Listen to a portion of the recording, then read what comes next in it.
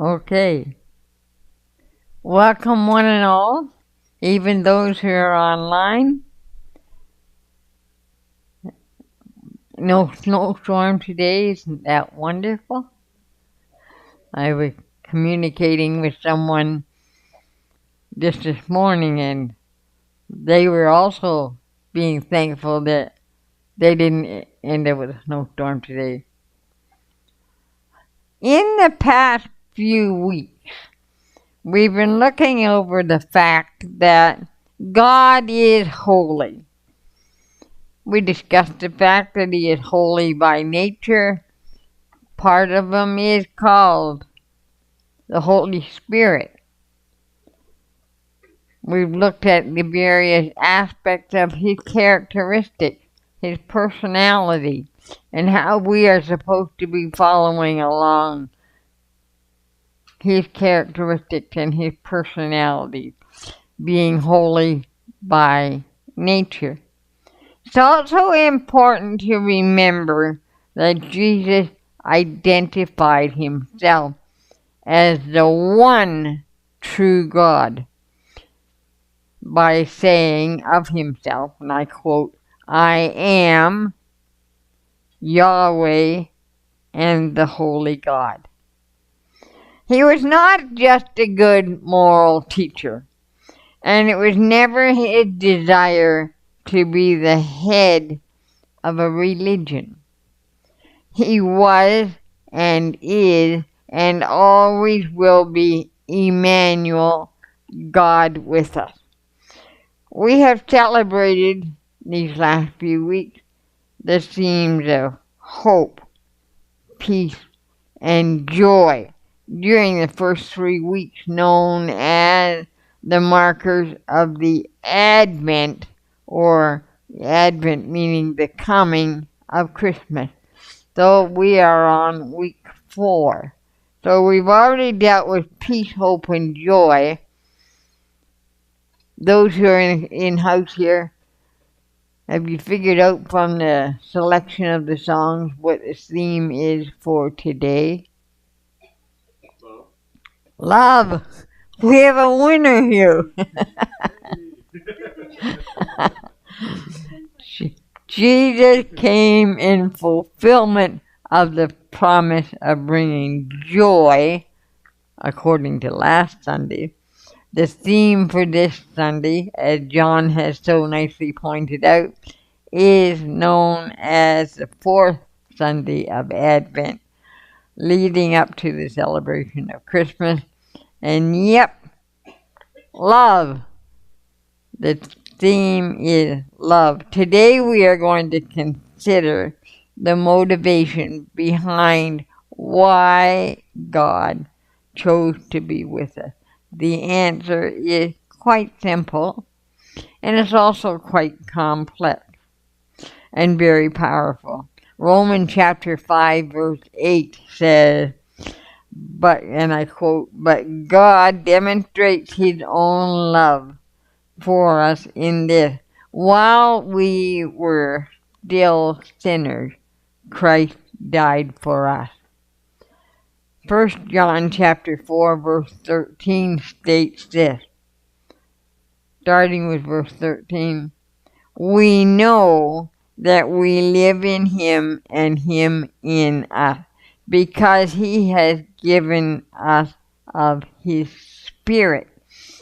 Verses 14 and 16 go on to say and expand even further. Verse 14 says, "And we have seen and testify that the Father has sent His Son to be the Savior of the world." If anyone acknowledges Jesus is the Son, God lives in Him and He in God. And so we know and rely on the love God has for us. God is love. Whoever lives in love lives in God and God in him. Now understand this. God is love. God is peace. God is hope and joy, all encompassed in love. When we are strong followers of Jesus, we are not to simply be living out dictionary definition. We need to be demonstrating the full meaning of the very quality of peace, hope, joy, and love in our actions, our attitudes, our facial expression, and in our words that come out of our mouth. By his very nature, Jesus exemplifies holy love. That is why he, Emmanuel, came. All of creation was born with the DNA of God's love woven into everything. That love DNA is demonstrated by wild animals, your pets, even farm animals, which have been known to show love to their people. I saw a video the other day, and it was of a man who was a caretaker for wild animals, the inhabitants of a jungle. And one day, he laid down for a nap in the jungle. And he woke up, and I'm not sure how this was televised or recorded, but he woke up from his nap, and there was an adult cheetah cat laying with his head right beside him, almost breathing the same air. I mean, it was really something. Napping beside him. Well, you know what? It reminded me, I guess you have to have an imagination, but I do. It reminded me of my 95-pound black lab border collie cross dog. And you see that paw there? He's got a white paw sticking out there. She regularly pets me. She regularly strokes me. Sometimes she regularly bats me as well. But it's lovingly done. And I maybe shouldn't say this, but she sleeps on my bed. And she's pretty good about it. The two of us managed to make out okay on a queen-size bed. And she's pretty sure that it's my bed. All I have to do is, if she's encroaching on my space too much, all I have to do is stay in the middle of the night, beep, beep, and she moves.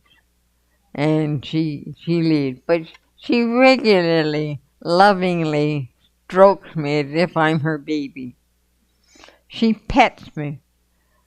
Just like I pet her, she pets me. Now, Zoe was about 18 months old when we went to see her. We saw her picture advertised, and we had to go to London, which is several hours from here, to go get her.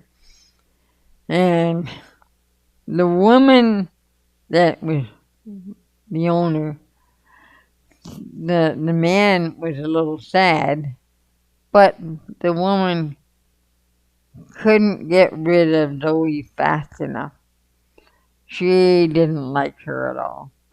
She wanted to see her go. She couldn't hardly wait to be gone, to see her be gone.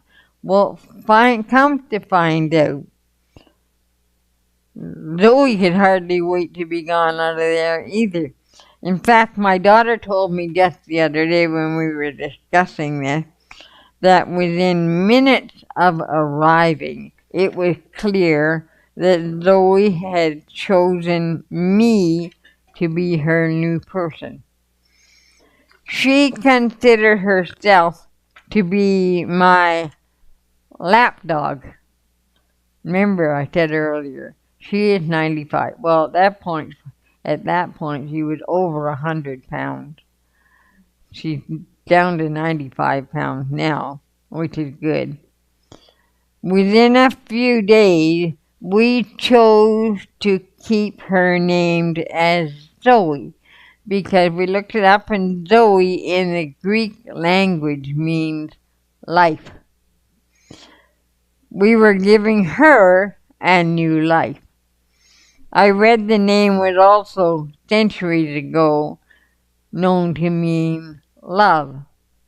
So my husband had just died a few months before, and Zoe was bringing new life and new love and new joy into our family that we had already been enjoying for 48 years.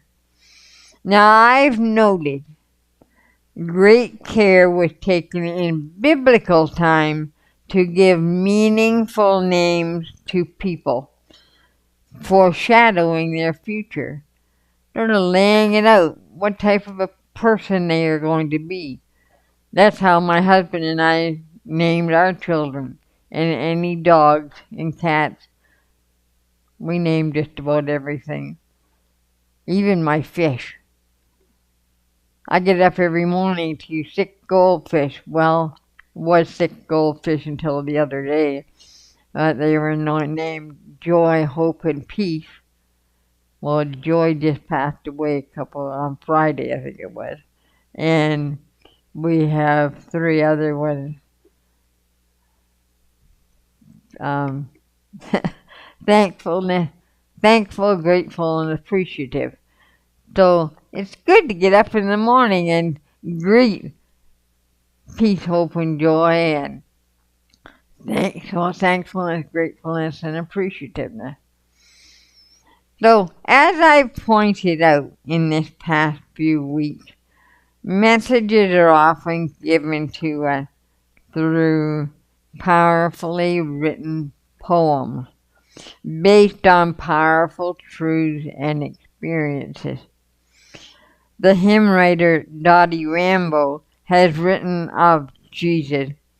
She entitled the hymn, "If That Isn't Love." He blessed us, or she blessed us, when she wrote these words. Be blessed as I read the words. I'm going to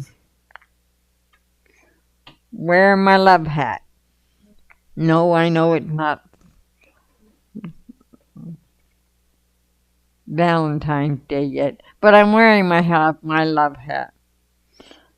He left the splendor of heaven, knowing his destiny was the lonely hill of Golgotha, there to lay down his life for me and for you. If that isn't love, the ocean is dry. There are no stars in the sky, and the sparrows can't fly. If that isn't love, then heaven's a myth. There's no feeling like this if that isn't love.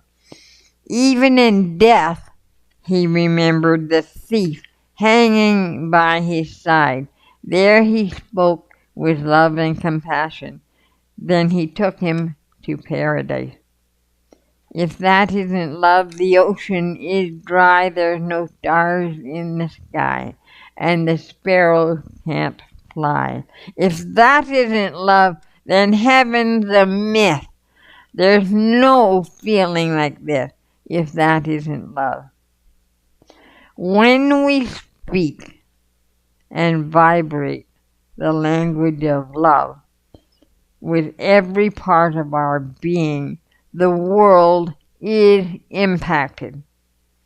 Now, Christmas contains many things, most of which will not even be around in 5 or 10 years from now, or maybe months for some things. Millions of dollars are spent each year on these types of things. What is most important is missed by the majority of people in our world.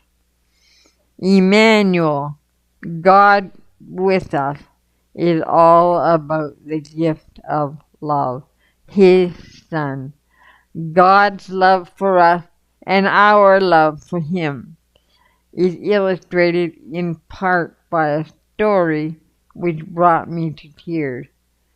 And I was thinking about it again this morning. I have my picture there of Zoe up. And those who are online might not be aware of it, but I and my daughter and what we call our livestock family, people in church here, you all got a card this morning. Did you take notice that it was signed from Pastor Maxine and Andrea and our livestock family? Those online, we actually live in the church building. So our animals are used to coming to church. And Zoe, and we have special furniture in the room, in the sanctuary. And Zoe and our other dog called Diamond, who came to us with the name Diamond, and she actually like a diamond a lot of times. I just love the fact that when the congregation is singing, if you look back, many of you have, Zoe in particular likes to lay on her furniture, waving her arms. She, I believe, is praising the Lord with us. And if I get too enthusiastic, well, or what she might think enthusiastic in my preaching, Zoe will often come right on up to make sure I'm okay. She wants to be sure that everything's copacetic. And praising the Lord, I'm not being afraid, but I'm praising. But I just love it that animals praise the Lord. And this morning, I kid you not, someone sent me on Facebook a little clip, a little video clip of birds out in nest, praising the Lord and singing. And I read, I believe it was yesterday, about someone else sent me a little clip about geese, that geese actually love each other. They maintain a mate for life, and they grieve over another goose, shall I say, someone who died or had an accident or they're sick. They actually demonstrate love. When I talked earlier about DNA, the love, God, DNA love. That's what we need to do, have the DNA of God's love. We have it, we need to demonstrate it and live it. A preacher named John Shearhart tells a story about a wealthy man and his son who really loved to collect rare works of art. They had everything in their collection, from Picasso to Raphael. They would often sit together and admire the great works of art. Now, when the Vietnam conflict broke out, the son went off to war. He was very courageous, and he died in the battle while rescuing another soldier. He died rescuing another soldier. The father was notified and grieved deeply for his own son. About a month later, just before Christmas, there was a knock at the door, and a young man stood at the door with a large package in his hands. He said, "Sir, you don't know me, but I am the soldier for whom your son gave his life. He saved many, many lives on that day, and he was carrying me to safety when a bullet struck him in the heart, and he died instantly. He often talked about you and your love for art." The young man held out a package. "I know this isn't much.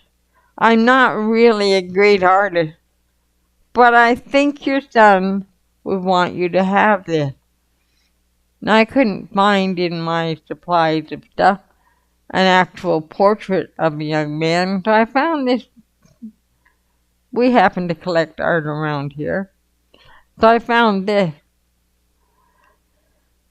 young man who kind of looks like in official military garb. I think it may be a painting of the one called Blue Boy. But we're going to pretend that this is the portrait of the young man who was drawn by the soldier that he saved. I think your son would want me to have this. The father opened the package, and it was the portrait of his son, painted by the young man. He stared at it in awe, at the way the soldier had captured, particularly the eyes. I know you can't see them from back there, but the eyes are really kind of glowing, and they just like they're looking at his father. The father was so drawn to his eyes that his own eyes welled up with tears. He thanked the young man, and he offered to pay him for the picture. "Oh, no, sir. I could never repay what your son did for me. It's a gift." The father hung the portrait over his mantel, and every time visitors came to his home, he took them to see the portrait of his son before he showed them any of the other great works he had collected. There was to be a great auction of his paintings. Many people who were very influential people and art collectors, they were excited over seeing all the great paintings and having an opportunity to purchase one of their collection. On the platform sat the painting of the son. The auctioneer pounded with his gavel. "We will start the bidding with the picture of the son. Who will bid on this picture?" There was silence. Then a voice in the back of the room shouted, "We want to see the famous painting. Skip this one." But the auctioneer persisted. "Will somebody bid for this painting? Who will start the bidding? $200? $100? Another voice yelled out angrily, "We didn't come to see this painting. We came to see the Van Goghs and the Rembrandt. Get on with the real bids." But still the auctioneer continued, "The son! The son! Who'll take the son?" Finally a voice came from the very back of the room. It was the longtime gardener of the man and the son. He had loved the man and his son dearly, but he never believed that he could afford any of the paintings of his employer. "I'll give you $10 for the painting," he finally shouted. Being a poor man, it was all he could afford. The auctioneer declared, "We have $10. Who will bid $20? A potential bidder called out, "I'll give it to him for $10. Let's see the masters. Let's see the masters." The auctioneer shouted out again, "10 is the bid. Won't somebody bid $20? The crowd was beginning to get just a little ticked off and angry. They didn't want to see the picture of the son. They wanted to see the more worthy investment for their collection. The auctioneer pounded the gavel, going once, twice. "Sold for $10. A man sitting in the second row shouted, "Now let's get on with the collection." The auctioneer laid down the gravel. "I'm sorry, the auction is over." Somebody else hollered out, "What about the paintings?" The auctioneer said, "I'm sorry. When I was called to conduct this auction, I was told of a secret stipulation in the will. I was not allowed to reveal the stipulation.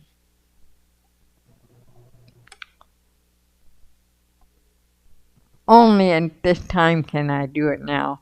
Only the painting of the son could be auctioned. Whoever bought that painting would entirely inherit the entire estate. All the painting, the entire estate."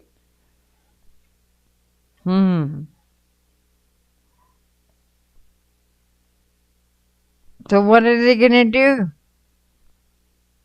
Whoever bought this painting was going to inherit the entire estate, including the painting. The man who took the son gets everything.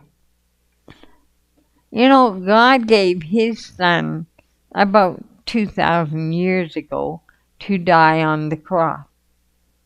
We're at Christmas, the commemoration of the time that he was born in his earthly form. So God, much like the auctioneer, his message is the same today. The Son.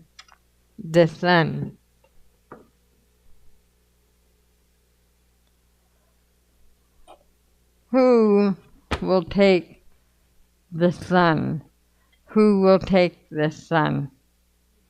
And I know that this portrait is not necessarily a likeness of what person born into that nationality, that Jewish nationality, would look like.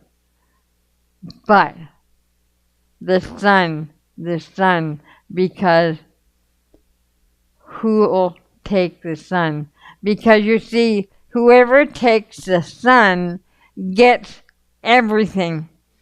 God's motivation for sending his Son was to bring reconciliation to a broken relationship between himself and us.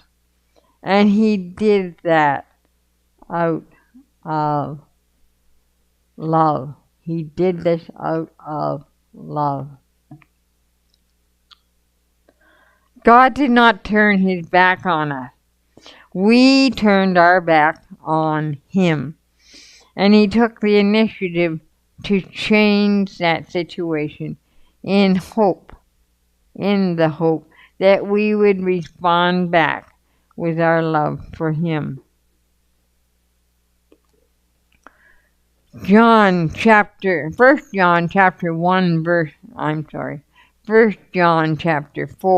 verse 9 says, we love because he first loved us. We love because he first loved us. Emmanuel, God with us, is a declaration of redeeming love. And we are going to close our service today and open our lives today, those who have not, with declaring, the Son, I choose the Son out of love.